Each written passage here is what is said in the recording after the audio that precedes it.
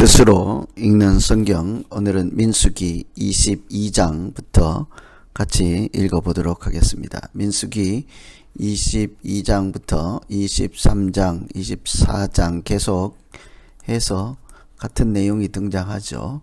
발락과 발람 사이에 오고 가는 대화를 통해서 하나님이 하신 일과 하나님이 어떤 분이신지를 잘 알려주는 말씀입니다.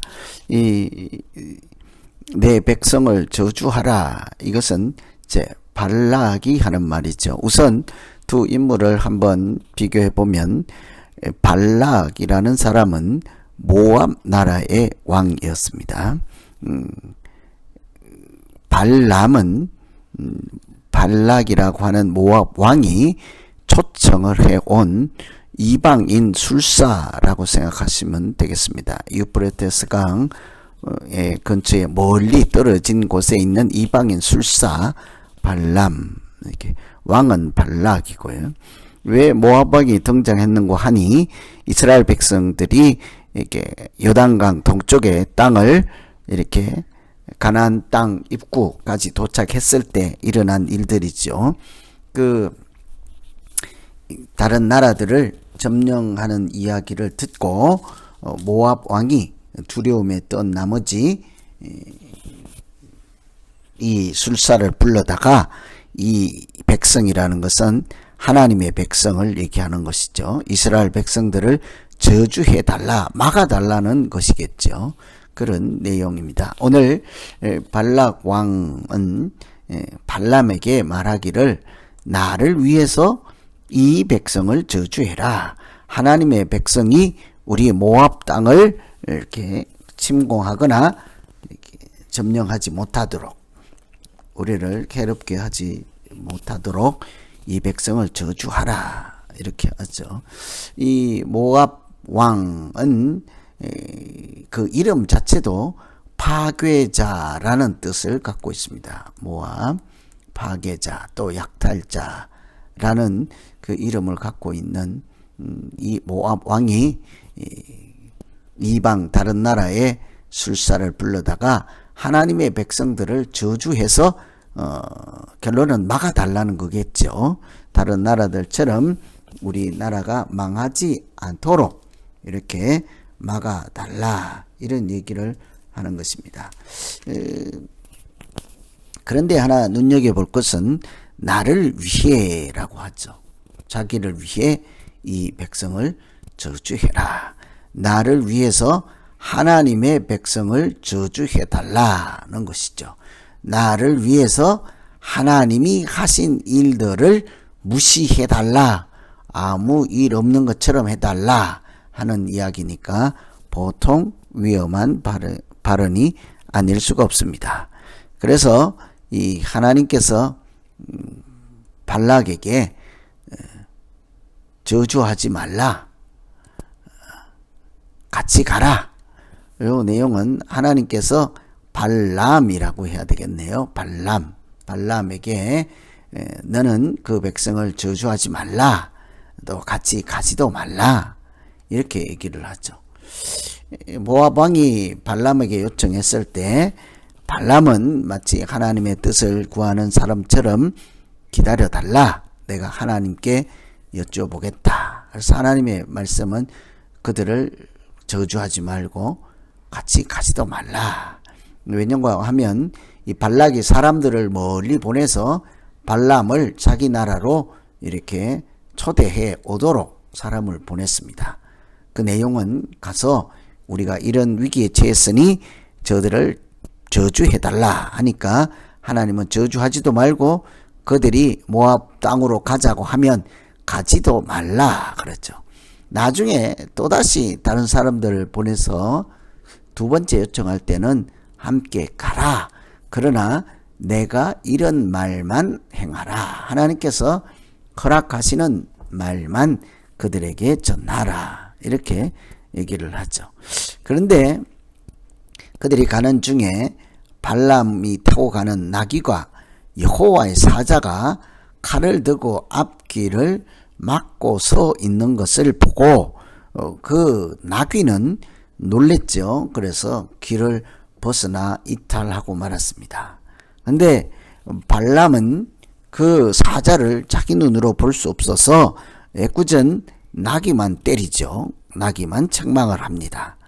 나중에 하나님께서 발람의 눈을 열어주니까 눈을 밝게 하시니므로 여호와의 사자를 그때서 발견하고 드디어 하나님 앞에 내가 범죄하였나이다. 그렇게 하죠. 하나님께서 그 짐승을 통해서 그 발람이라고 하는 사람에게 하나님의 말씀을 이렇게 깨닫게 하고 무엇을 해서 해야 하는지 하지 말아야 하는지 하나님의 뜻을 알 수 있도록 돕는 장면이라 할 수 있겠습니다.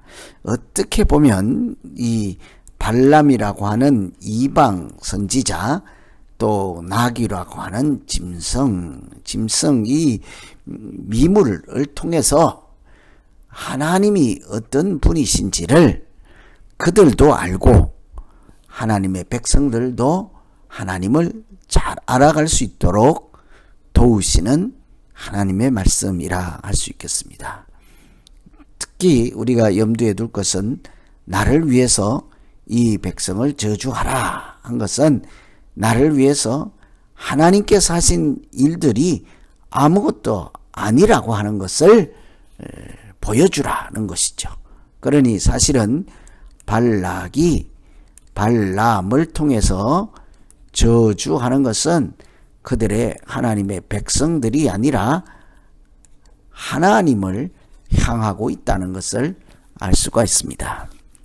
하나님의 구원, 애굽에서부터 지금까지 광야를 거쳐서 홍해바다를 건너서 온 그들의 하나님께서 베푸신 구원을 이 발락이 인정하지 않고 그 구원을 베푸신 하나님도 인정하지 않으므로 그 백성들을 나를 위해서 저주하라.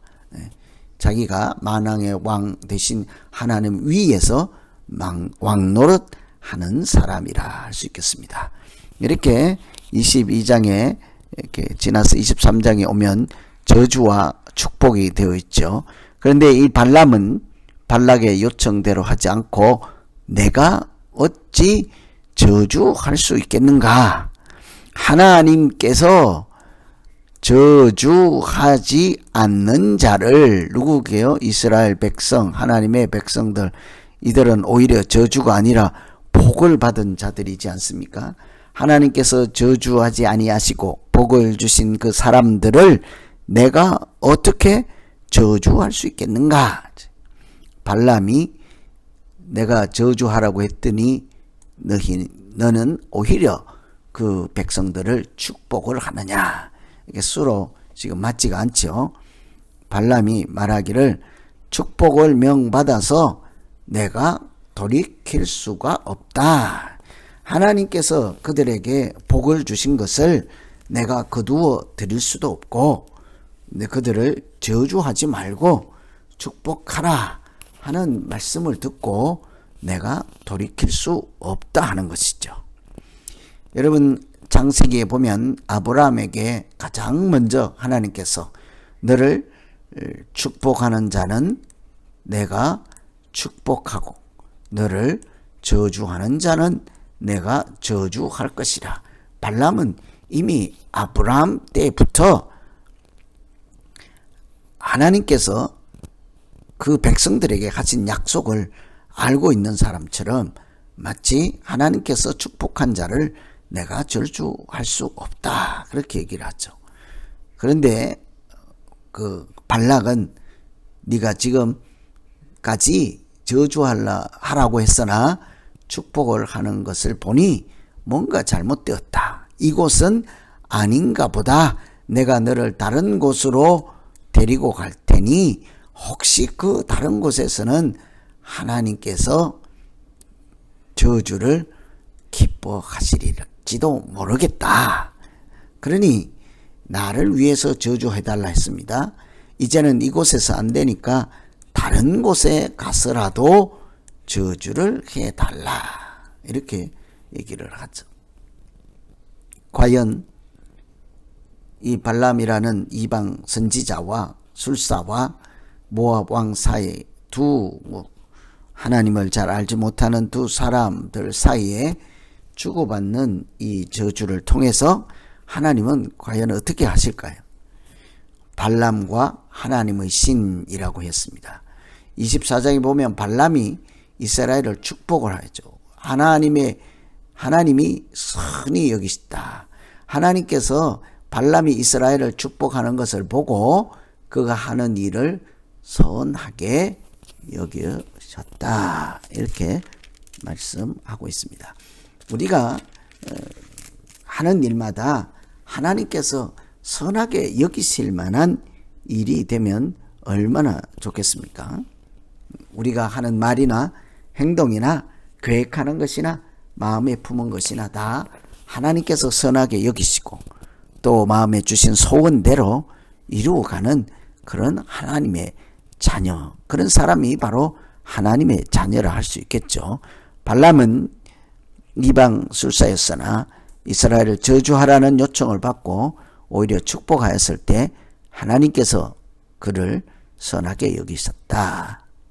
그래서 왕이 발람에게 다시 얘기를 하죠. 저주하라고 했더니 축복이 웬 말이냐? 하나님 말씀대로 했을 뿐입니다. 사실은 누구를 저주하고 말고 하는 것이 사실은 우리 손에 달려 있는 것이 아니지 않겠습니까? 하나님께서 복을 주실 만한 자에게 주시고 하나님께서 책망을 들을 만한 자를 책망하시지 않겠습니까?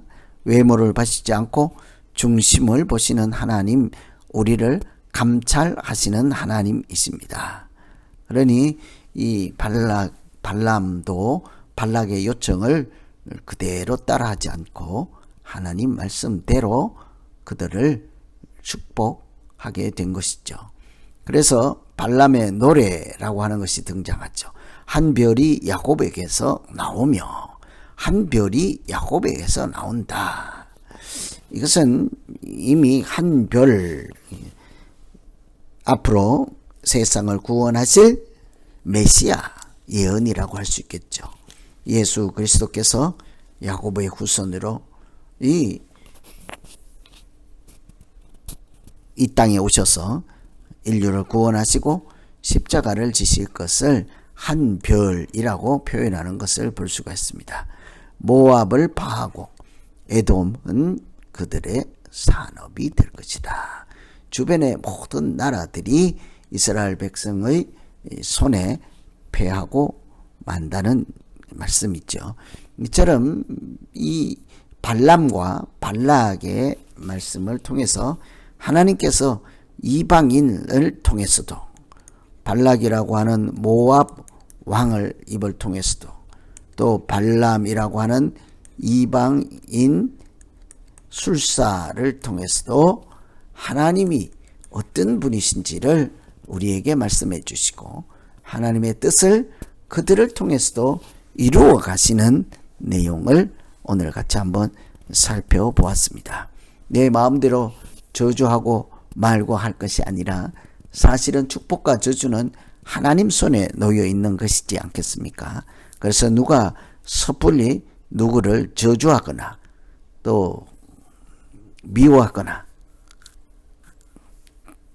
그렇게 할 것이 아니라 늘 그를 여전히 사랑하시는 하나님의 뜻을 구하여 듣고 하나님이 주신 말씀대로 이렇게 행하면 하나님께서는 그 사랑하는 자녀를 반드시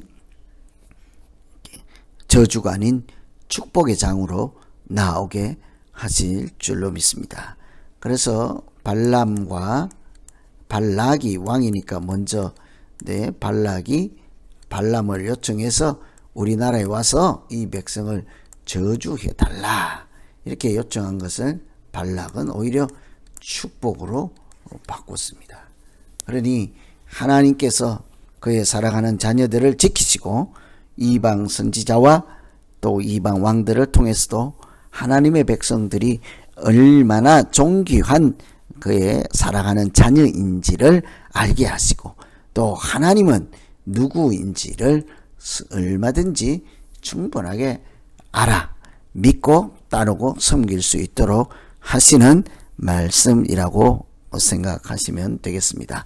오늘 발락과 발람 이렇게 이름에서 오는 혼동은 있지만 저주하라 하는 백성을 저주하라 하는 잘못된 모압 왕의 요청에도 불구하고 하나님을 잘 알지 못하던 선지자와 또 나귀를 통해서도 하나님은 그 사랑하는 자녀들을 지키시고 또 약속의 땅으로 끝까지 인도해 가실 줄로 믿습니다. 이런 말씀을 차근차근 읽으시며 이렇게 서로 저주 가운데 하나님의 축복이 숨어 있음을 깨닫고 저주하라 하는 그 사탄의 유혹과 악한 자들의 꾀에 농락하지 않고 오히려 하나님의 말씀을 따라 서로 축복하고 위로하고 격려하며 살아가는 우리 모든 하나님의 백성들 되기를 소망합니다.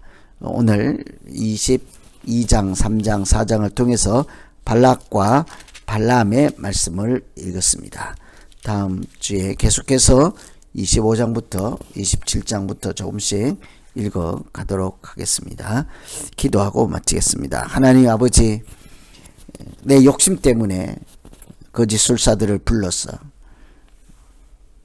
하나님의 백성들, 하나님이 사랑하는 자들을 저주하라고 하였지만 하나님은 그들의 계획대로 되도록 외면하지 않고 방치하지 아니하시고 사랑하는 자를 지키실 뿐만 아니라 그들을 약속의 땅으로 인도하셔서 하나님의 자녀로 살게 하신 줄로 믿습니다. 주님, 우리 앞길에 어떤 고난과 어려움이 있을지라도 우리의 눈을 열어 나귀를 통해서도 말씀하시고 우리를 깨닫게 하시는 하나님을 순종으로 섬기며 찬양으로 섬기고 또 믿음으로 동행하는 우리 모두 되게 하여 주시옵소서. 예수님 이름으로 기도하옵나이다. 아멘.